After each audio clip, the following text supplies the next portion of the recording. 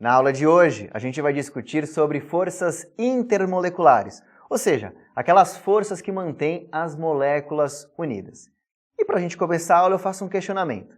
Por que você acha que algumas moléculas estão líquidas à temperatura ambiente, como por exemplo a água, enquanto outras moléculas estão na fase gasosa, como por exemplo é o gás oxigênio ou o gás carbônico? Bom, já posso te dizer que as forças intermoleculares ajudam a explicar isso.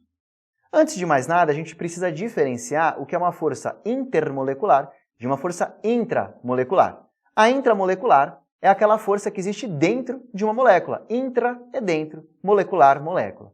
Agora, a intermolecular é a força que existe entre as moléculas, que é o foco da aula de hoje. E a gente vai discutir, então, as três forças intermoleculares mais importantes, que é o caso do dipolo induzido, o dipolo-dipolo e a ligação de hidrogênio. Começando com o dipolo induzido, a gente nota que esse tipo de interação intermolecular acontece entre moléculas apolares, ou seja, aquelas moléculas que não possuem um dipolo.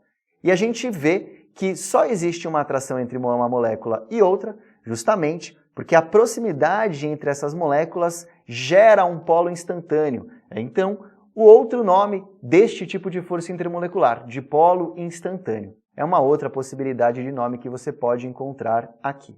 Essa polarizabilidade das moléculas é o que torna possível a atração entre elas. E é justamente por ser uma força entre moléculas apolares que faz com que essa seja a mais fraca dentre as três que a gente vai estudar hoje.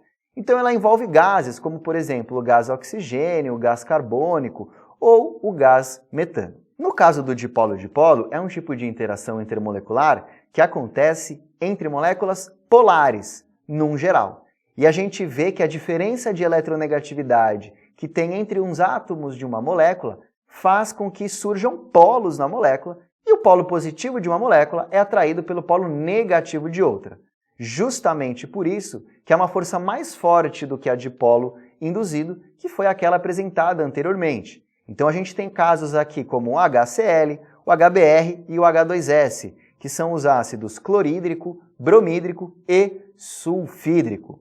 Para a gente terminar, existe a ligação de hidrogênio, que é o tipo de ligação mais forte que existe entre moléculas. E ela é bem específica entre moléculas polares, porém, aquelas que têm a ligação entre o flúor ou o oxigênio ou o nitrogênio ligados diretamente ao hidrogênio.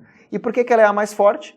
Porque esses três elementos F, O e N, flúor, oxigênio e nitrogênio, são os mais eletronegativos e o hidrogênio é o menos eletronegativo dentre os ametais. Portanto, é uma atração muito forte que existe entre esses átomos.